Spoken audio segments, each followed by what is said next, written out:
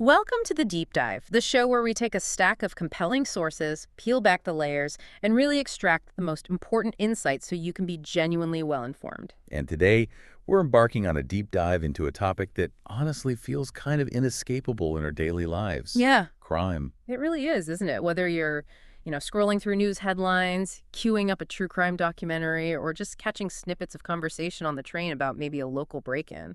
Yeah, it seems to be woven into the fabric of our everyday existence. Absolutely. And it goes way back. I mean, think about the ancient story of Cain and Abel. Humanity has grappled with these antisocial acts, this concept of evil, for millennia. Long before psychology was even a formal discipline, philosophers were debating the nature of wrongdoing. Right. And this constant exposure, whether it's real incidents or, captivating fictional stories, it really underscores a fundamental human fascination, don't you think? Definitely. It's like a thread connecting those ancient philosophical struggles right up to our modern media habits. It certainly does. And this pervasive presence, it just naturally makes you ask, why are we so drawn to these stories? Often stories of human darkness. And crucially, what specific field of study helps us understand the minds behind these acts and also the intricate systems designed to deal with them? And that, for you, our listener, is precisely our mission for today's Deep Dive. We're going to explore the absolutely fascinating world of forensic psychology. Which is essentially applying psychological principles to legal matters and criminal behavior. Exactly. And we'll connect it to that enduring societal fascination with true crime. We'll be taking you on a journey through its history, digging into critical areas like the often surprising fallibility of eyewitness memory. Oh, that's a huge one. Isn't it? And the complex psychology of confessions. We'll examine investigative techniques that rely on psychological insights, try to understand the development of criminal behavior. And finally, we'll unpack the myriad reasons behind the booming popularity of the true crime genre itself. Why we watch, why we listen. Think of it like this. Instead of just looking at one specific crime or a single case, we're dissecting the entire field that helps solve, understand, and maybe even prevent these incidents. But we're also going to explore why we as a society are so profoundly curious about it all. Yeah. Get ready for some genuine aha moments that might just change how you look at the news or even your favorite podcast. Hopefully. Okay, let's unpack this. Our first stop is to define what forensic psychology actually means and, where it all began. The term forensic itself, it has a pretty specific meaning, right? It does, yeah, in its strictest sense. Yeah. If you look at the foundational text, people like Reitzman, Gudjonson, Horde, they point out forensic primarily means of, used in courts of law. Okay, so courts of law. Exactly. So when we use forensic psychology really precisely, we're talking about applying psychological knowledge or methods directly to the tasks facing the legal system. Right. This strict interpretation is often pretty much synonymous with what we call legal psychology. So, legal psychology is where the rubber meets the road, so to speak, where psychological knowledge directly supports legal tasks. That's a good way to put it. Can you give us some concrete examples? Like, what would that look like in a courtroom or a legal setting? Sure. A forensic psychologist might be called in to conduct an evaluation of someone, maybe assess their mental state at the time of a crime, or their competency to stand trial, Okay. or even provide insights in family or civil stuff, like child custody disputes. Their findings are then used to help the court make informed decisions. Makes sense. They might also provide expert evidence in court, testifying, for instance, on how accurate eyewitness memory actually is, or explaining the conditions under which someone might give a false confession. Or even assessing how reliable a child witness might be, depending on how they were questioned. The key is always communicating findings clearly to non-psychologist judges, juries avoiding jargon as much as possible. That makes a lot of sense, keeping it firmly grounded in the courtroom, the legal process. But, and this is where it gets interesting, maybe a bit confusing for people, the term forensic psychology is often used much more broadly, isn't it? Oh, absolutely. Almost like it means any psychology related to crime, even if it's not directly in court. Precisely. Yeah. This broader usage, which, some scholars have called an improper use because it stretches that core definition, Right. has nonetheless become really widespread in common language. It gets extended to areas like understanding how antisocial behavior develops in people, studying different types of offenders, even contributing to crime prevention strategies. And while these are all crucial areas of psychology related to crime, they aren't strictly forensic in that original legal courtroom sense. So it's useful to distinguish between that strict legal psychology and the broader criminological psychology. Exactly. Yeah. Criminological psychology is more about understanding crime and criminal behavior generally. Both are deeply valuable, but they serve slightly different functions. Yeah. Got it. So while the broad term is common, its precise roots are in the formal legal system. That said, when did psychology actually step into the courtroom and the broader justice system in a truly meaningful way, moving beyond just philosophical thoughts? Well, the initial seeds were sown around the turn of the 20th century, but forensic psychology as a recognized specialty really began emerging mid-century. Okay. But some early figures were already laying crucial groundwork much earlier. Like back in 1895, Joachim Cattell did studies on memory accuracy. 1895. Wow. Yeah. Then Alfred Binet, famous for his work on intelligence, also contributed to memory research around 1905. And William Stern in 1910 conducted experiments directly mirroring real-life eyewitness situations, looking at the precision or often the lack of it in recall. Even Sigmund Freud, back in 1906, published a paper called Psychoanalysis and the Ascertaining of Truth in Courts of Law. So even the giants saw the potential connection early on. It's fascinating how many pioneering minds were drawn to this intersection, but there's one figure who really stands out, often called the founding father of forensic psychology. Ah, yes. Hugo Münsterberg. Yeah. He's widely given that title. He was a German psychologist, actually a student of the famous Wilhelm Wundt. Okay. William James, the father of American psychology, invited him to Harvard in 1892 to set up a psychological lab. Right. And while Münsterberg wrote prolifically and often controversially across many areas, his big contribution here was his 1908 book On the Witness Stand. On the Witness Stand. Yeah. In it, he really forcefully argued for applying psychology to understand courtroom issues better, and he strongly advocated for psychologists to serve as expert witnesses. And he was quite a controversial figure himself, wasn't he? Seen as visionary by some, but opportunistic by others. Oh, definitely. His professional life was full of ups and downs. His strong belief that psychology could be applied everywhere, education, industry, and especially law, was seen as inspired by supporters. But critics often saw it as, well, opportunistic, maybe even arrogant. And that sometimes overshadowed his actual arguments. Sadly, the real turning point for his career came during World War I. His outspoken pro-German views and criticism of American involvement led to him being pretty much socially and academically ostracized. Wow. What does that tell us about the intersection of science and law, even back then? It's a stark reminder, isn't it, of the skepticism early figures like Münsterberg faced trying to bridge science and the established, often traditional legal system. Yeah. It highlights that even today, when science offers valuable insights, there can be resistance. Right. Sometimes due to ingrained practices, sometimes just a lack of understanding from non-scientists. It's a dynamic that honestly still exists, the challenge of translating complex research into practical, accepted legal application. It really makes you wonder how many great ideas might have been dismissed just because of external factors. So with that groundwork laid, one of the first and most critical areas psychologists examined and still study intensely was the reliability of human memory. It seems so straightforward in daily life, but it's incredibly complex, especially for eyewitnesses in a crime scenario. That's a perfect segue, because the capacity, and maybe more importantly, the fallibility of human memory, were among the earliest and most intriguing areas for legal psychology. Right. Early, but still really useful model describes memory in 3 distinct stages. First, acquisition, that's forming the memory initially. Okay, acquisition. Second, retention, where that memory is held or stored over time. Stored. Got it. And finally, retrieval. That's fetching those memories from storage when needed, like when testifying. And research has found loads of factors that can influence accuracy at each stage, right? Right. Let's start with acquisition, forming that initial memory. What affects that? During acquisition, several variables can play a role, subtly or significantly. There are, for example, social variables, like the perceived status or authority of an interrogator can influence how a witness processes information. Then you have situational variables, like the type of crime itself. Now, interestingly, controlled lab experiments, often using videos of crimes. Right, the controlled setting. Yeah, they often suggest that violence leads to poorer witness accuracy.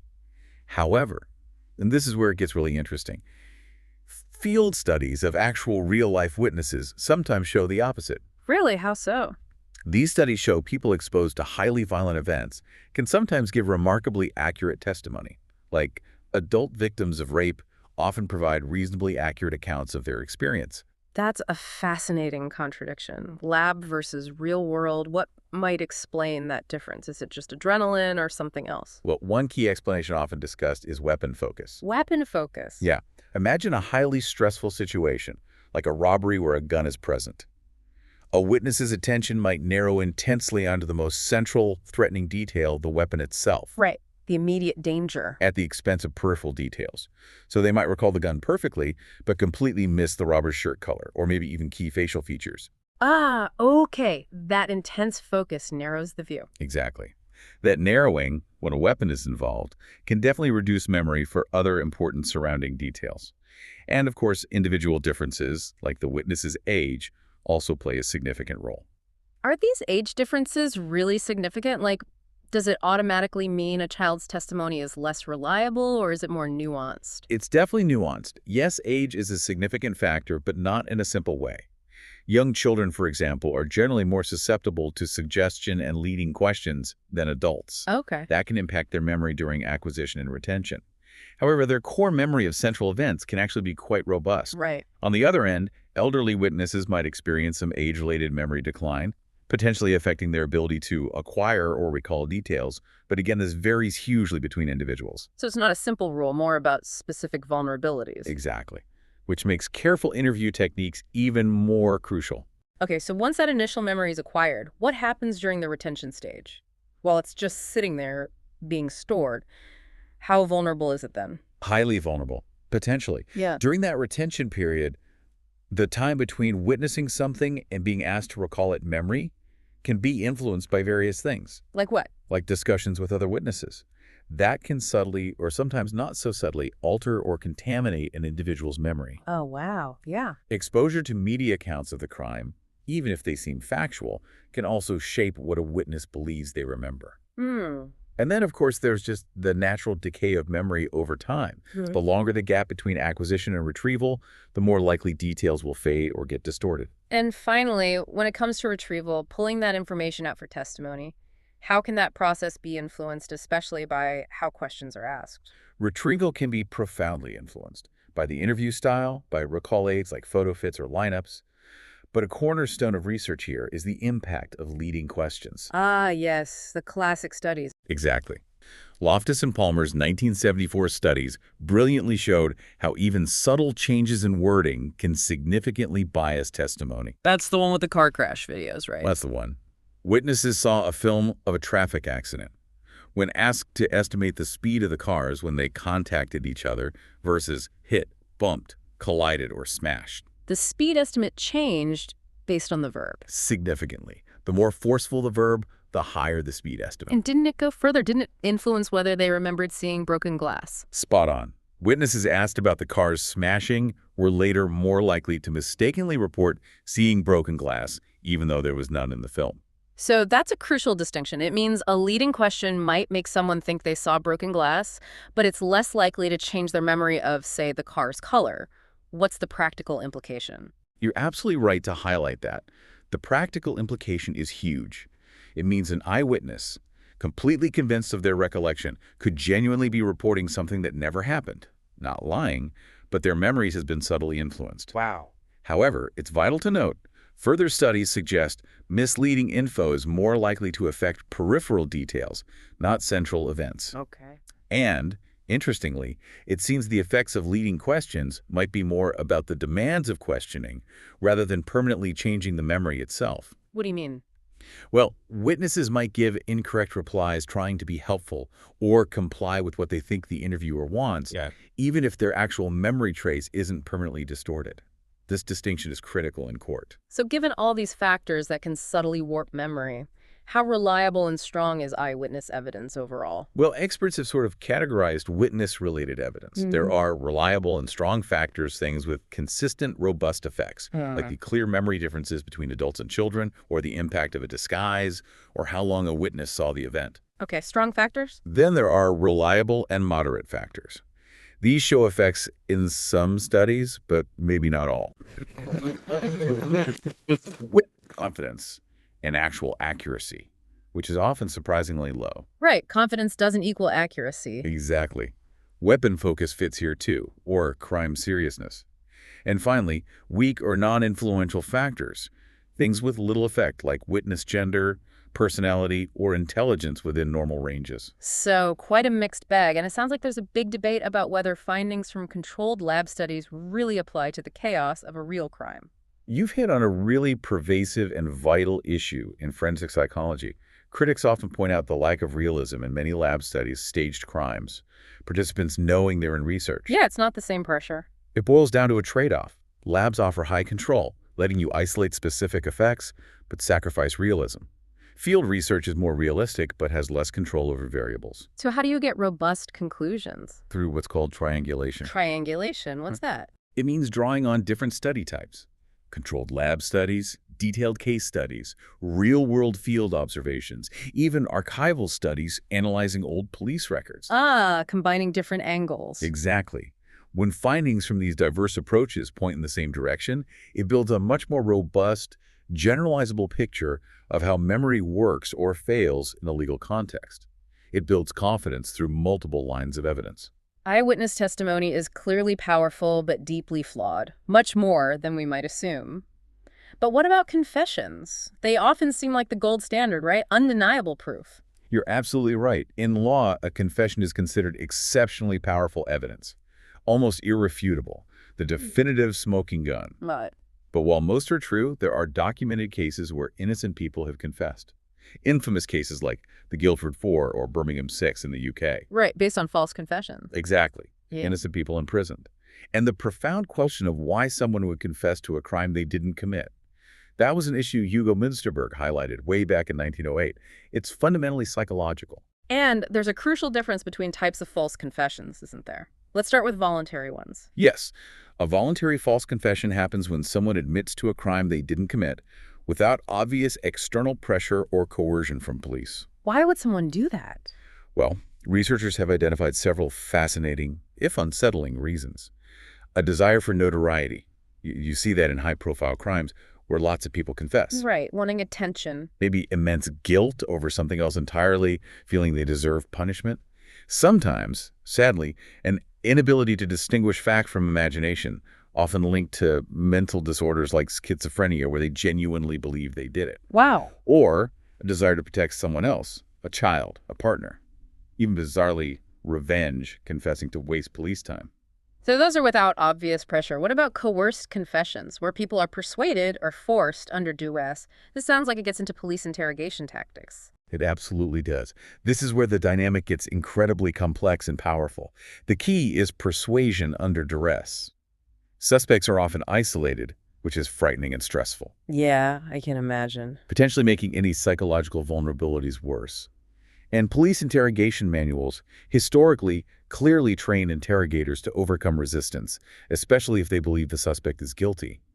They use strategies based on social psychology, conformity, obedience, persuasion. What kind of tactics are we talking about? How do they increase that pressure? Well, they might imply they control the charges or bail or whether others get involved. They might claim evidence exists, even if it doesn't. Or say accomplices have confessed. Ah, creating pressure. Researchers have even documented cases of dummy evidence files being used to convince suspects resistance is futile. While legal changes aim to stop the worst practices, the subtle social exchanges and intense psychological pressure remain incredibly complex, especially in high-profile cases. It sounds like the suspect's own psychological state and coping style would be critical in that environment. Absolutely paramount. Researchers like Gudjonson and Clark suggested suspects enter interrogation with a cognitive set, maybe hostile, suspicious, or overly cooperative. Okay. This set, influenced by intelligence, stress, past experiences, shapes their coping strategy. They might use a logical, realistic approach, actively resisting, though that might weaken over time, or a passive, helpless stance. Avoiding confrontation reduces stress, but increases susceptibility to persuasion. So they're constantly making these high-stakes decisions under immense pressure. Exactly. How confident are they? What do they tell the interrogator? Can they trust them? A resistant suspect holds their truth. A coerced suspect might eventually change their story, often just to make it stop. And within coerced confessions, there are two distinct types, right? With very different psychological impacts. That's correct, and the distinction is vital. First is coerced compliant. Here, the suspect knows they're innocent internally, but confesses publicly anyway. To please the interrogator, escape the pressure, avoid further detention, avoid harm, real or imagined, or strike a deal. It parallels classic compliance research yielding to pressure despite private beliefs. And the second type, coerced internalized, sounds even more profound. It truly is. In this case, the suspect's internal account actually changes. They come to genuinely believe they committed the crime, both publicly and privately, despite being innocent. How is that even possible? It draws disturbing parallels with false memories, cognitive dissonance changing beliefs to match behavior, like confessing and extreme obedience to authority. Gudjonsson also developed the concept of interrogative suggestibility. Suggestibility. Yeah, the extent to which, during intense questioning, people accept information from the questioner and change their responses. A potent mix of stress, individual factors like low self-esteem or poor memory, and current psychological state can trigger this, tragically leading an innocent person to genuinely believe and confess. Understanding how confessions can be manipulated is crucial. It really shows it's not just they confess, so they're guilty. But beyond confessions, what about tools investigators use to gather reliable information constructively? This brings us right to the cognitive interview. It was developed as a direct, constructive solution to those eyewitness memory frailties we discussed. Ah, a positive application of psychology. Exactly. It's a police questioning method firmly based on memory research principles. So how does it work? What are the core techniques? Fisher, Macaulay, and Geiselman describe 4 core techniques. First, context reinstatement. Encourage the witness to mentally revisit the scene. Sights, sounds, smells, even how they felt. Trying to match the encoding context. Precisely. To make it easier to access those stored memories. Second, report everything. Everything. Everything. Free recall, no focused or leading questions, no self-censoring of irrelevant details. It builds on the idea that recalling one detail can trigger others, like pulling one thread unveils more. That sounds powerful. What about the other 2? Shifting perspective. Right. Third is reverse order. Describe events from different starting points, the middle, or end to beginning. Fourth, change perspective. Recount it from another person's viewpoint, another witness, the victim. Why do those help? They leverage the idea that memories are networks. Accessing the network from multiple paths increases retrieval points, leading to more complete recall, like mapping a city from different landmarks. A very systematic approach. Has it proven effective? Yes, quite demonstrably. Lots of studies, lab and field, show it elicits significantly more correct information than traditional interviews. It's generally well received by trained police and is effective even with child witnesses. While the cognitive interview helps with memory, what about deliberate lies? How easy is it for investigators to tell when someone's deceiving them? We all wish we had that skill. It's surprisingly difficult, definitely not like in the movies. Police manuals historically cited verbal and nonverbal cues, avoiding eye contact, fidgeting. Yeah, the classic tells. But empirical evidence says even skilled questioners aren't great at detecting lies from those cues alone. Many common assumptions are just wrong. So how are most liars caught? Researcher of Rye suggested it's often because lying is cognitively demanding. It becomes too difficult to maintain consistency over time, or they're unprepared for unexpected questions. So what makes a really good liar, then, psychologically? According to Rye, a good liar would need a well-prepared original story, quick thinking, eloquence, a great memory for past statements, crucially, a lack of fear or guilt, which prevents behavioral leakage, and good acting ability. That's a demanding list. It really is. Most people don't have all that, which highlights why sustained deception is so hard for the average person. If traditional cues are unreliable, how do investigators try to catch deceivers or get closer to the truth? One more structured scientific approach is statement validity assessment, or SVA. It's a detailed analysis of verbal content. Okay. Originally developed in Germany for analyzing children's statements in suspected sexual abuse cases, where evidence is often scarce. How does SVA work? It has 3 key elements. First, a structured interview to ensure statement integrity. Second, criterion-based content analysis, CBCA. A psychologist judges the statement against specific criteria, logical structure, specific details, admitted memory lapses, offense-specific elements only someone involved would know. That sounds subjective, though. It can be, which is why the third element is crucial, a validity checklist. This evaluates the CBCA against standard questions, considering the interviewee's psychology, interview characteristics, and critically, cross-referencing with other forensic evidence for a reality check. Does SVA actually improve accuracy? Or is it still just an educated guess? Research suggests it does improve accuracy. V's review found SVA evaluators detect truths and lies more accurately than would be expected by chance. It's not infallible, but it helps improve accuracy beyond guesswork or unreliable intuition. It applies structure to a complex problem. From analyzing statements to analyzing crime scenes, psychologists also contribute through offender profiling. That's a topic with huge public fascination. Maybe from shows like Mindhunter, but it sounds misunderstood and complex. It certainly is. And you're right, it generates a great deal of heat and rather less light professionally. At its core, profiling aims to build the psychological picture of an offender from their modus operandi, their method, and crime scene clues. It's trying to become more scientific. Are there different types of profiling? Yes, experts like Reitzman distinguish at least three. First, profiling historical or political figures like Jack the Ripper or Hitler, using historical records to understand motives, often done after the fact. Okay. And the second type, the one we see in crime dramas. That's profiling criminals from the crime scene, used in ongoing investigations. Roots back to the 1880s, pathologists linking crimes by scene characteristics. More recently, the FBI pioneered using crime scene details and forensic evidence to profile psychological traits. This is where we hear about organized versus disorganized offenders, right? Yeah. Sounds like a neat classification. It's exactly. Used a lot by the FBI for serious offenders. An organized offender plans meticulously, avoids leaving evidence, targets victims. Psychologically, often seen as intelligent, socially adjusted superficially, maybe masking psychopathy. And disorganized. Disorganized, offends randomly, carelessly discards weapons, few attempts to hide evidence. Psychologically often seen as less intelligent, socially isolated, maybe mentally ill, panics during the crime. Sounds useful, but are there criticisms? Maybe it's too rigid or subjective. Oh, definitely significant criticisms. These distinctions, and the FBI approach generally, are often seen as overly inductive, drawing broad conclusions from specific cases. Highly subjective, relying on the profiler's intuition more than validated metrics. So lacks strong empirical validation. Often, yes. It's hard to prove consistent accuracy scientifically beyond anecdotal success. So what's the third, more scientific, statistically driven approach trying to fix that? That's profiling common characteristics of known offenders. It's empirical and statistical. Emphasizes rigorous data gathering geography. Victim statements then uses complex statistical analyses on large databases of solved cases. To find patterns. Exactly, to build profiles with theoretical and statistical integrity. For example, Cantor and Heritage in 1990 analyzed 60-plus sexual assaults, identified 30-plus characteristics, violence level, weapon use, used stats to find patterns and build testable profiles.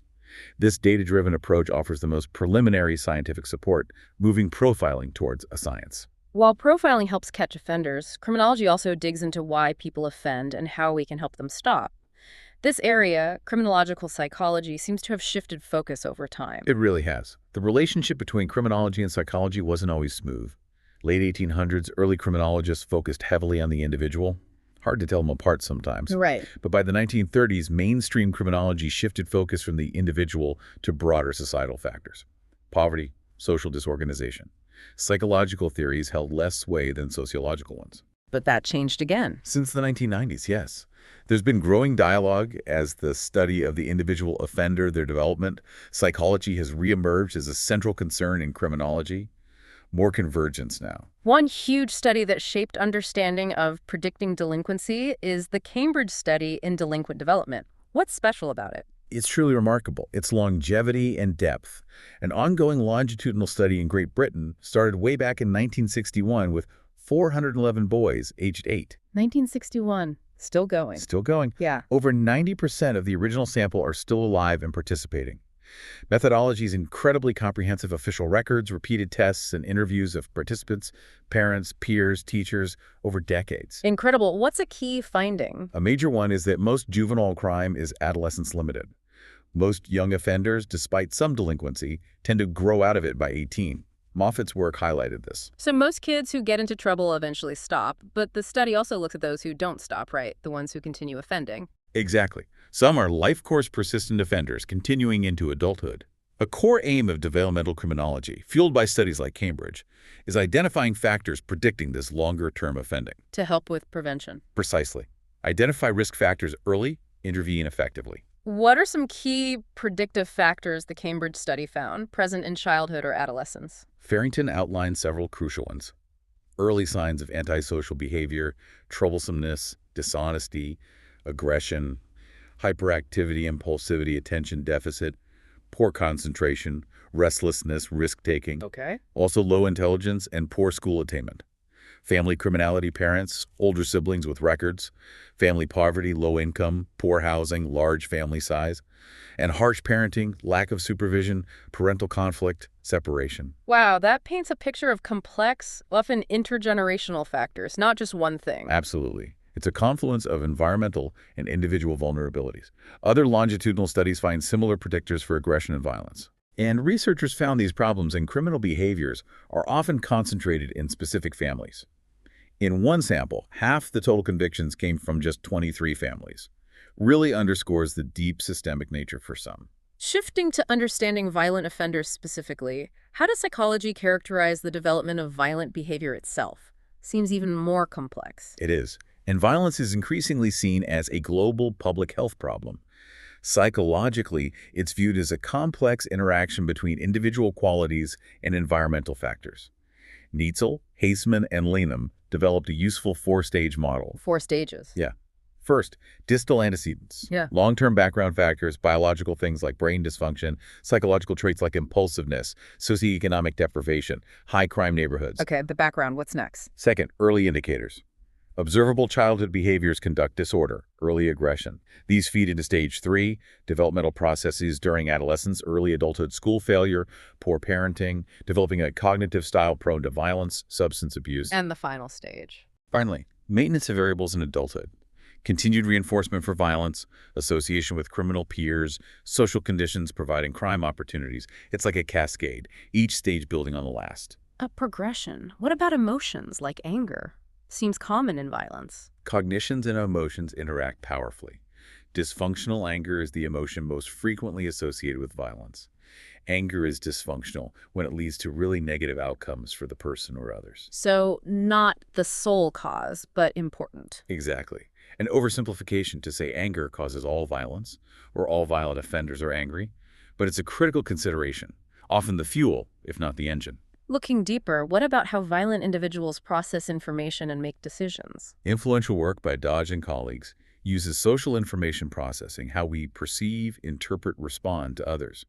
They proposed a sequence, encode social cues, interpret them, search for a response, decide, act. And violent behavior comes from issues in that sequence.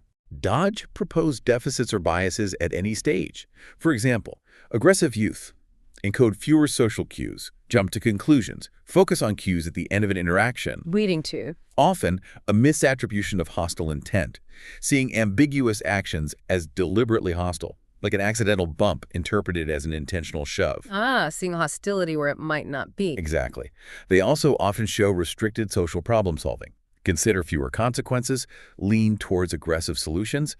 This sequence can culminate in violence, which they might then rationalize as acceptable. Sounds like a skewed view of reality. Are there other cognitive processes involved? Definitely. Things like attentional cueing, only seeing hostility, confirming biases. The fundamental attribution error, my bad behavior is situational, yours is your personality. Progression to violence is also linked to disinhibition, high arousal, low perceived risk of getting caught, drug alcohol influence, lowering control. And I believe moral reasoning plays a big role too, rationalizing behavior. Precisely.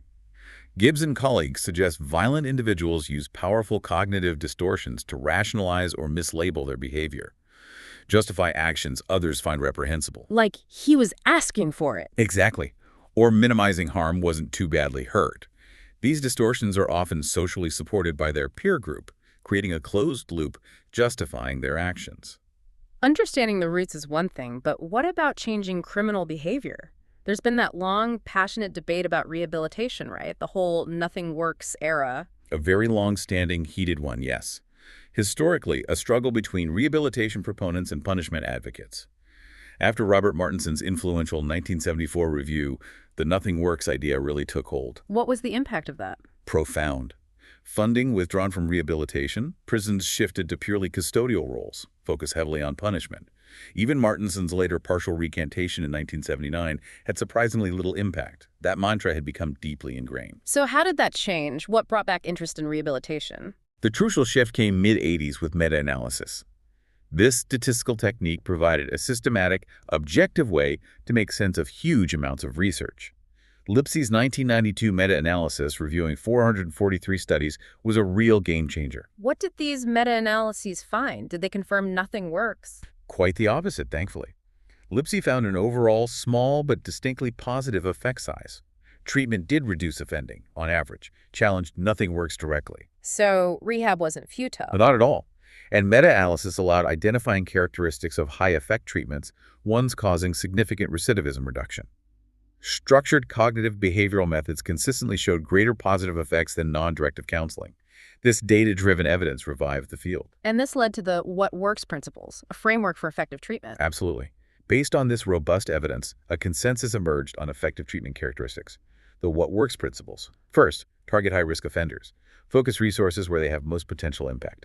And focus on criminogenic targets, thinking, attitudes, behavior directly related to offending. Not just general self-esteem stuff. Exactly. Very specific. Second, type of program matters. Structured behavioral and multimodal approaches using various techniques are more effective than less focused ones. Okay, what else? Third, most successful programs, while behavioral, include a strong cognitive component, encouraging offenders to examine and change distorted attitudes and beliefs. Fourth, offender responsivity. Treatment style must engage offenders, be responsive to their individual needs, age, gender, learning style. And the setting, prison versus community. Fifth, setting plays a role.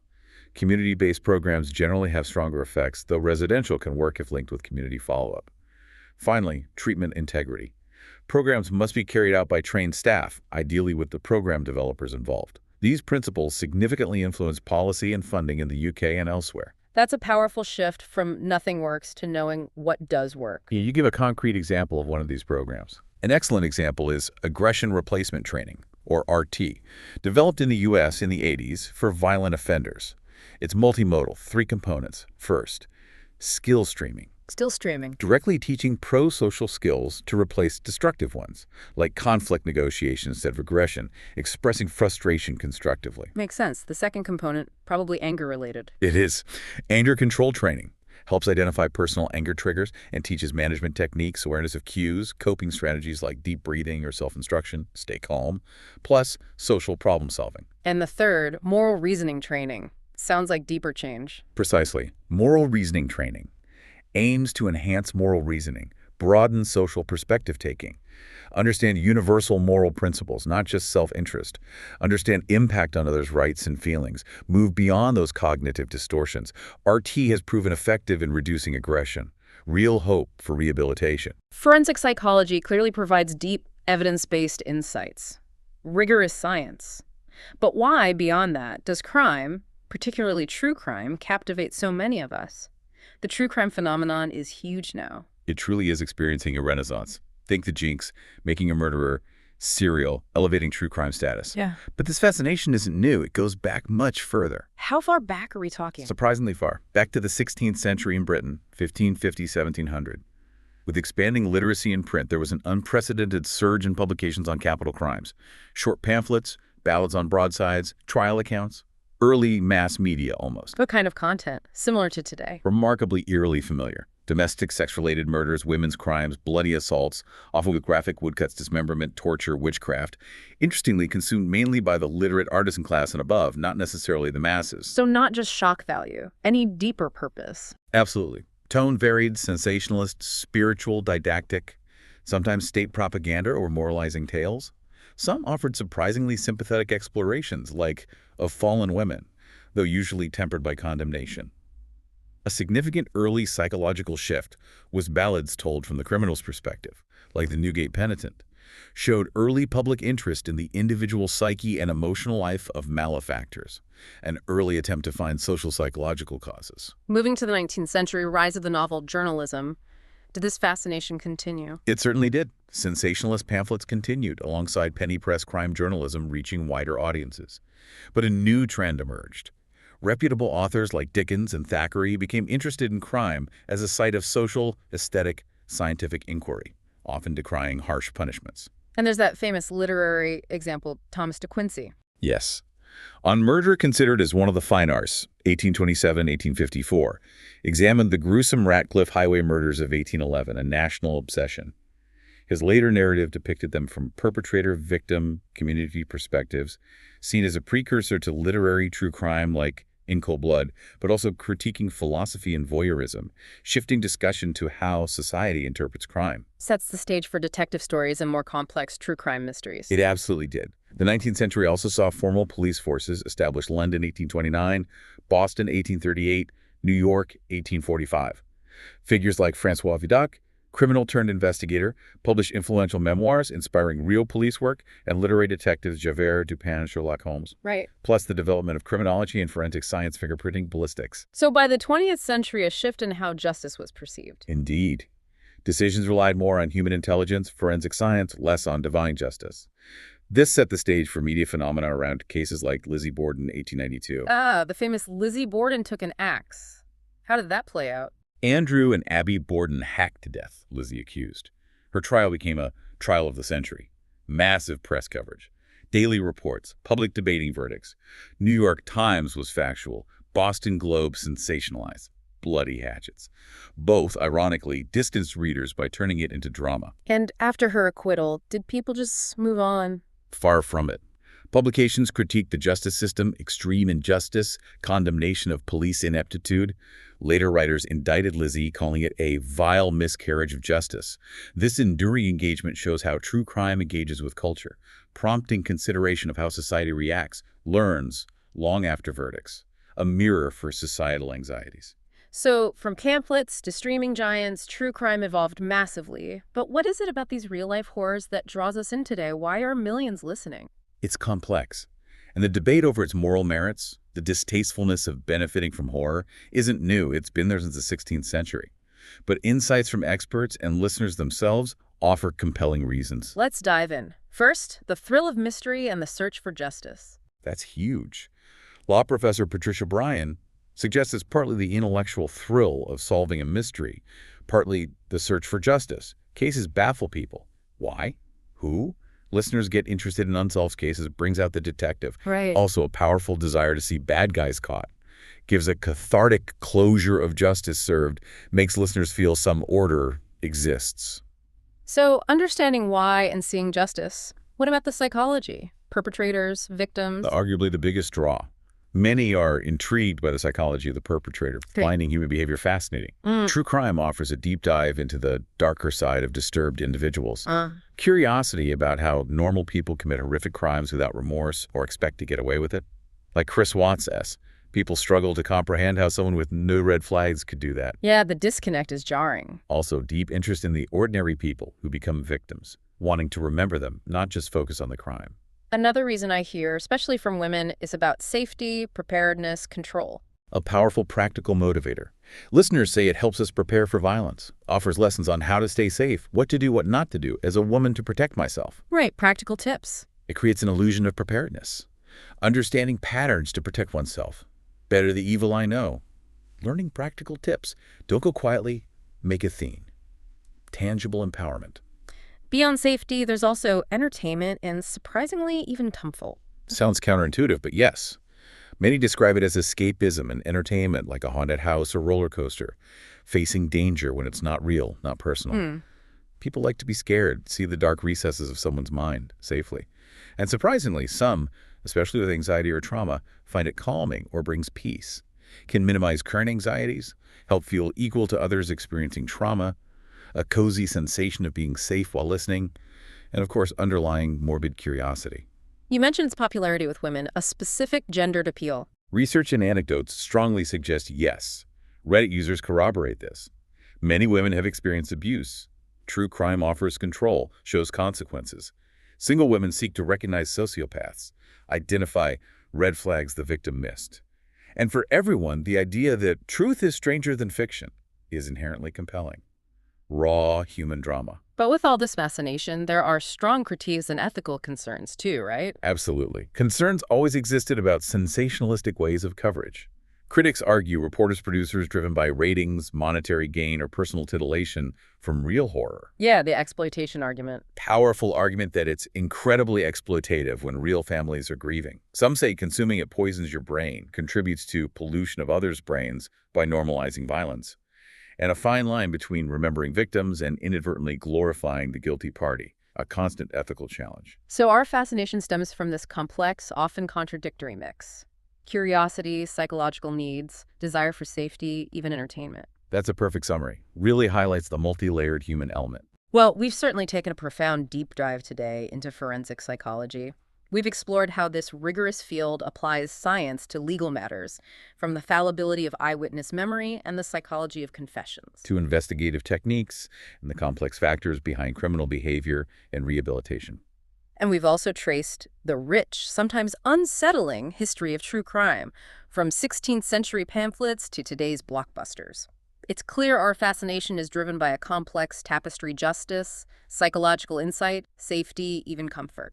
It's truly fascinating how forensic psychology, with its focus on evidence and understanding human conduct, helps answer the very why and how questions driving our true crime fascination. Right. It strives to move beyond speculation. In a world saturated with crime stories, this deep dive really makes you think, doesn't it? How does our engagement shape our collective understanding of justice, morality, our own capacity for good and evil? And what responsibility do we, as consumers of these compelling stories, bear? Ensuring fascination never overshadows the pursuit of truth, genuine understanding, and respect for everyone involved in these real-life tragedies. It's definitely a question worth pondering long after the case is closed.